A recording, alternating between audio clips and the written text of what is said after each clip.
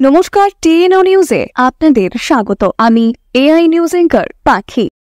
শহরাঞ্চলের বিদ্যালয়গুলির মতো গ্রামাঞ্চলের বিদ্যালয়গুলিও যাতে উন্নয়নমুখী হয়ে ছাত্রছাত্রীদের পড়াশোনার এক বলিষ্ঠ রূপ নেয়, তার জন্য মুখ্যমন্ত্রী মহোদয় পানিসাগর বিধানসভার জলে বাসায় নবনির্মিত district institute of educational training এর শুভ উদ্বোধন করতে উপস্থিত ছিলেন। প্রকৃতপক্ষে শিক্ষাদানের পাশাপাশি শিক্ষণ প্রশিক্ষণের পরিকাঠামোর যে ভিত, তার সুষ্ঠু রূপ দানের ওপর মুখ্যমন্ত্রী বিশেষ গুরুত্ব দিয়েছে।